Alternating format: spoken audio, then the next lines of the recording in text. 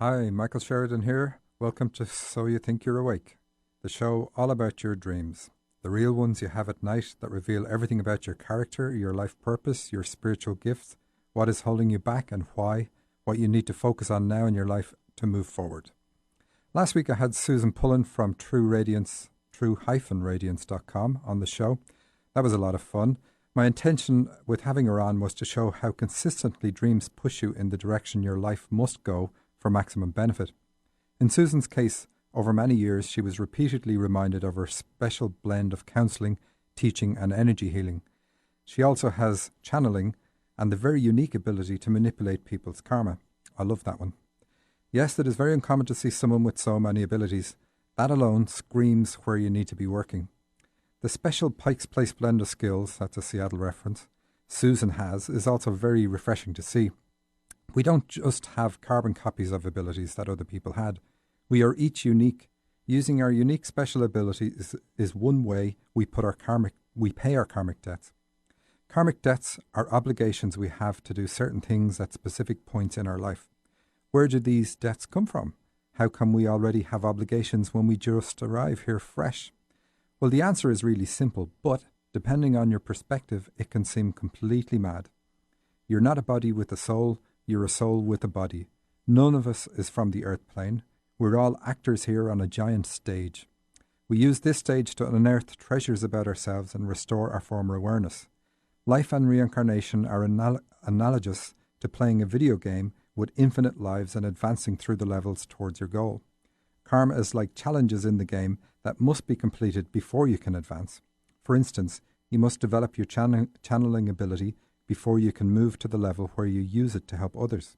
Or you must deal with the trauma of your childhood before doors will open for you to become a counsellor and help others with a similar past. You may not consciously know what is on your karmic path, but your dreams do, and they relentlessly remind you. Dreams show you are on the karmic clock by showing you as late for something. Karma is inevitable, which is why we choose that path in life. We learn about ourselves through experience we cannot avoid. We may hold on with resentment, hatred, or guilt, but eventually we will grow because of the experience. Aha, you're thinking of someone you know who never got over a horrific experience. Their growth is during their life review, a process that happens very soon after we die. With the help of our guides, the illusion of earth life is peeled away, and we review with true feelings the full impact of every action and inaction we made during the incarnation that just ended. This is beyond anything you are likely to experience here. You feel the feelings of each person that your life touched. In this open state, you fully understand how you helped or hindered a fellow soul. It is at this point that you decide that you owe a karmic debt to a person you wronged. You alone insist that the debt will be repaid in a future lifetime or in some other way. These are your karmic debts. Religion kind of has it right when it says you're born with sin on your soul, but it is not someone else's doing you are paying for. You are here to free yourself, and a sure path to freedom is through fulfilling your karmic obligations. We will see this in some of the dreams I have today, where someone is reminded they must grow through having the experience. You've gone through all the trouble of getting here, now strap in for the full 3D ride. On July 25th, there is a Conscious Wellness EXPO in Kent. This is a great place to go if you are curious about abilities you may have. You can see firsthand how fellow travellers use the abilities you are being encouraged to develop. There is no need to wear a ski mask. Everyone there is welcoming and you won't be reported for attending. I'll be there, so will Heidi. She was my guest a few weeks back, you may remember. More about the expo later when I speak to Rochelle Harris, who is one of the event organisers. She'll tell us what we can expect to find there. Now back to our subject at hand, dreams. If you want a dream done, send it to radioshow@dream-analysis.com. If you want to come on the air, phone the station on 425-373-5527. That's 425-373-5527. You can find all these details and more on my website at dream-analysis.com/kknw. Okay, so the first dream I have is from Jamie. She says, I was at a house I grew up at. A spaceship crashed into the side of the house. I called the authorities that were in charge of these types of matters, and even though they were on their way, I still called 911 as a backup plan. Now, I didn't know that there is a crowd that you call for when spaceships crash into your house. That's quite interesting. Bit of a giveaway then. Anyway, I explained the situation to the dispatcher and she said, "We're glad you called about this. Most people don't want us to come out to see this sort of thing." Then across the street, I see a shadowy man in a suit come down the street. I knew he was bad news, and so I told my mom to answer the door and tell him I was doing my homework. That's kind of funny. If he wouldn't go away, I would come out and keep it cheery and distract him from the spaceship that crashed. That's a very kid kind of a feel. I mean, I know you say it was in the house you grew up at, so we know it's your childhood, but saying you to use the excuse of you're doing your homework, I think just hilarious. Anyway, you're aware of other worlds. I talked a little bit about them in the intro, but you're very aware of them. And you brought that knowledge here. It's hit the house. And it was very much in your head and in your psyche when you grew up. And you've work to do here. Obviously, everybody does. But you're super connected to the other world. Not only have you got the connection with the people who are aware of spaceships and other worlds, you also have a backup plan where you've called 911. So you still have work to do, but you're super connected. But you're 100% sure to get this done because you even have that backup plan. So backup plan for your plans. That's really cool. The shadowy man, that tells us that the information you have is not suitable for conventional business. In fact, conventional business is really going to move aside. We can see the male institutions dropping and losing their power, losing their authority over us. The world is becoming so connected. But anyway, it's going, diminishing, and things are going to very much move forward with a female energy. And you're here to help make us all make that transition. What else have I got? You're also here to work at a high level, working with the authorities. And indeed, in this dream, you're working with two sets of authorities. So it doesn't tell us what you're going to do, but it just tell us that it's important and it's different and it's going to be really eye-opening for people. So here's another dream we have. Another lady, she says, the situation around the dream is I can't sleep at night because I'm stressing about having to lay people off the next day in reality and work. I'm asking for guidance on how I can make it through this time period without stressing out my body and getting sick. And in the dream, she says, I see my body covered in a light grey metal suit similar to what Iron Man in the movies wears. My head is not covered and I can see clearly everything around me. The suit is attached to steel cables, which are then attached to a helicopter. The helicopter is lifting me up in the air about 100 feet or so above the ground.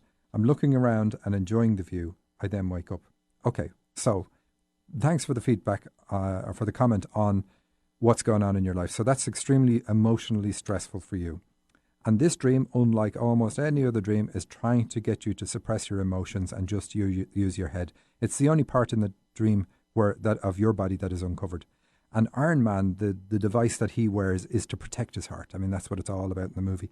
And of course, wearing an iron suit and the metal and everything being unbending, the steel cables, the reference to man, and it is all about you being male or being intellectual. So move up into your head and away from your heart so this doesn't affect you as much. You don't have any flexibility in what's going on, so don't let yourself dwell in the heart. And that makes sense. It's a very uncommon type of a dream to have, but because of what's going on for you, it will make sense. So it's not saying do that all the time, but just do that right now. And we have a caller on the line. We have Ron in Federal Way. Ron, let me just put on my headphones. Welcome to the show. Yes, thank you for taking my call. I've had, over the last few years, a series of dreams that start on one day or night, and by the third night is when they finish. Okay. Well, and if you can give us a summary in a much shorter amount of time, that would be great. Well, let me just go. It's first from a male transition, and it's always ending up in a female. Okay. That's a theme. That's a good theme. And it's a very common theme. We tend to be, not everybody, but we tend to be intellectual because the school system here that we've all gone through is very much emphasizes academic achievement. What did you learn? What did you comprehend? It's never going to be about how did you feel? What emotions come up when you read this passage. It's really suppress emotions, suppress feelings, and emphasize academic and mental prowess. And of course, because of that, we have a lot of issues on that side. We suppress our feelings so well that it is one of the most common dreams. 1 in every 2 people die of heart-related illness. So it's one of the most common dreams that says, look, you need to open your heart up, start listening to your heart. Really, and even Einstein said this, we've got it backwards. We tend to be slaves to the rational mind when we really should be listening to our enlightened mind, our emotions, our heart, and then using our rational mind to pursue what is given to us through the heart. But anyway, a common theme. Continue on with your dreams, if you don't mind. Well, it always ends up, I'm an adult male, and these other women see the woman in me, and then they take and I get transformed and spend the rest of my life as a woman. Okay. Now, ruling out everything about possible wishes for transgender and things like that, because if we have these things, they're going to show up in our dreams because they're part of our reality. But you always have to do that with any dream. You just take reality out of it. So assuming that isn't the case, and because you would have said so, it's going to be about encouraging you to get in touch with your female side, because that's where happiness comes from. That's where you're going to feel good about life, feel good about yourself, and really feel joy. We feel that in our heart, and we're not going to feel it no matter how much we pursue intellectual endeavors. We nearly all know somebody who's changed jobs or even changed pay grade, pursuing the pay, pursuing the money, or pursuing a path that they feel they need to pursue in order to get something else that's going to give them more money. And they end up just not happy and maybe even quitting that job. So happiness comes from the heart. It's completely illogical. We're just happy when we're happy. And it can be doing anything at all. So we're happy when we're happy.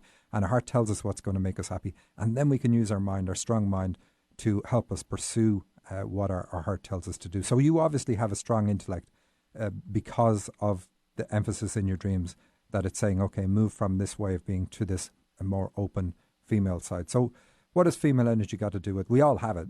It's to do with our inner world, our feelings, our philosophy of life, and also our experience and joy and happiness in everything else we do. So it doesn't change what we do, but it makes us feel really good. Is there anything else that you had? Well, it's that they all, start one, and 3 days later they start in that total transformation, and then I meet people and fall in love and, build my life from there. And it's just like, am I supposed to make that transition? It's been just so prominent the last few years, and I'm going, what is this trying to tell me? Okay, well, I asked about any thoughts about changing your gender identity. Do you have any feelings in that sphere? In some ways, I guess this is making it come to mind, but yeah, well, it's usually something because you're born with a particular orientation, and yes, we can have issues in life where we have to come to accept that, maybe because society, not Seattle's very open that way, it's very good that way, but society in a lot of places can make us hold back and make us not want to show our true selves. But our dreams are always going to ask us to show our true selves, because that's who we are and that's how we're going to experience life. Okay. But just on a symbolical level, it's really good to have dreams where you're being told to transform, become more female. So there's something you're going to do in your life where you're going to need that open and compassionate way of living. Like female energy is about listening and really hearing people. It's leadership. Leadership comes from female energy. It's where you really hear people, really understand, really connect, and can help people from that non-judgmental connection that you're able to make with people. So the dream is saying that you have that capability. Otherwise, it wouldn't be pushing you to develop yourself that way. But certainly, if the other thing, if it is an issue in your life, then the dream is definitely saying explore this. This is something that you because it's part of your nature, you need to explore. But if it's only coming up because of the dream, then I would go with the symbolic interpretation and say it's about getting in touch with your female side. But one isn't going to get in the way of the other anyway. So okay, good. Okay. So. Well, thank you, and I will email you because I wrote them down, Perfect. and I'll email them to you in depth. Okay, I appreciate that. And very interesting. I love the way Ron was telling us that these happen over a period of days. So it's a consistent. Life is telling him there's something to this. Don't give up on it. It's not just a short thing. Persist with it. So anyway, interesting. So another dream here we have now. Another lady. It's called the Haunted Mansion. She says her comments are, the dream starts out with what I call a knowing, and this is the one that is also about karma. What I call a knowing. I see this beautiful mansion, and I know that it's been around a long time. It was converted to a haunted house to be used at Halloween to make money to keep the house up and running. All the scenes of the haunted house are on the first floor of this large mansion. No one lives in the house. When I was a kid, I went to the mansion with friends, always in groups of friends, and I've done it once or twice as an adult, and always in groups of friends. Now, of course, this didn't happen in reality. This is just, she's saying in the dream, because I spoke to her. In the dream, this is what she knows to be the case, that she's been there as a kid. And what this does, this reminds you that we rehearse our life. In the spirit plane, we plan our life in order to achieve particular things, and we rehearse and rehearse and rehearse. And this rehearsal can show up in dreams, even just by like, oh, I've been here before. Because these are things that we must do in our lives. We know we must do in our lives. So here's the dream. I walk up to the mansion and I notice that I'm late. My friends are nowhere to be found, and I'm assuming they're going through the mansion. I asked this blonde, little overweight woman if she could take me to where my friends are. A blonde person in a dream is going to be a guide. So whatever they do in a dream is always correct. They're the only character in your dreams that are infallible. We started talking, and I asked her if they were living in the house at this time of the year, and by that she means the team running the mansion. She gives me a strange look and says no one lives here. She agreed to take me to my friends, so we walk into the first scene in the first room, and she starts to turn on the exhibits. I ask her why she is doing this, that I don't need to go through the experience as I've already done it. She points out that I paid for the tour, and she wants to make sure I get the experience. Now you see the theme here. When she is turning on the exhibits, I find a hidden back door. This mansion is full of hidden doors. So this is hilarious. That were servant passageways to get through the house quickly, and I go through looking for a shortcut to my group of friends. I didn't want to go through the experience without my friends, as I thought it was scary and wouldn't be fun without them. I make it through the passageway and end up in a huge hallway. I see them at the other end. They waved at me and motioned for me to come join them, but I can't make it to them, and I wake up before I join them. Okay, I was chuckling at trying to take the shortcut. It is quite funny. Anyway, the house that is set up for each season is really saying, we set up a body because the house represents our body in dreams. It's one of the most common symbols for that. So we set up a different lifetime and a different body for each life, and it's set up for one, so it's set up for the season. We rehearse our lives on the spirit plane before we come here, and we have that in our comments at the start, and we know that she knows she was there before. And she's late. Late is a very common way of dreams reminding you that you have obligations. And it's not really a time thing. It's just like you promised to do X, Y, and Z, and you've only done X and Y. Please get on with it. It's that sort of thing. It's a gentle reminder. But the dream is about uniting aspects of yourself. That's you joining with your friends. But you must go through the experience. And part of your experience is that you've to be on your own, or else you had to be on your own. So you've either had that experience or need to continue with that experience. And that's important to you. That's the experience. Maybe you've already had it. So now you need to look at that and say, what have you learned about yourself from that? First of all, you're still here, so you've succeeded in it. Anyway, that's what you've got to do. Spirit will almost always tell you that the sequence of events is more important than the timing. So don't look for shortcuts. You can't take them because they won't help you achieve what you need to achieve. Now, I have lots of other dreams here, but we have Rochelle on the line, so I'm going to switch to Rochelle. Let me just get the headphones back on. Good afternoon. Welcome. Thanks for calling. Oh, well, thanks for having me. So I was thinking about this, and I was saying, how would I introduce it? And of course, I wrote a little intro, but this is about the Conscious Wellness EXPO that I mentioned at the start. And I've been involved in similar exhibitions for many years, and I've seen the big ones grow and move to huge venues. And I've also seen other ones fail, but mostly due to when the show is. Cold, rainy days work great. People want to be spiritually enlightened, but they'll settle for a tan. And you competing with the sun in Seattle by having this on July 25th I mean, that's obviously on your mind. But are you confident you have enough at this event to draw people away from the lakes and the beaches? You know, this is something that our club has been doing for over 30 years. And yes, I do. I really do. I think that it is something. You know, people are looking for ways to uplift. And when it's sunny, that's when we get more people. Okay. You know, it's another activity to come in, and they come out when the weather is really nice. I was really just trying to be funny about it. But I am aware that this exhibition, or that you've had this expo for many, many years. My partner works for Boeing, and she said she's attended it. She couldn't remember how far back. She's here in Seattle 21 years, and she thinks she's been going to it for that long. And she said, though, it used to be huge. And I was thinking about why would that change? And I know you probably dropped it for a couple of years, but it used to be the only way people could get in touch with anything in the spiritual field. There was no internet. There wasn't the plethora of bookshops and things that are around now where people can go and find out snippets of things. But if you really want a broad mix of what are the things that are available, maybe things I've never come across before, an expo is really a great place to do that, especially a big one. Yes. So, can you tell us, for instance, how many exhibitors will have stands at the show? There's about 70. There's anywhere between 75 and 90, and I say that because some exhibitors share their booths with others. I do and that. So they might be doubled up, and so we can have. Right now, we've only got like 20 open spaces left. Okay, that's good. So when you say you have 20 open, you probably have 70 exhibitors there. And I do that. I was saying I do that. So myself and Heidi will be on the one booth.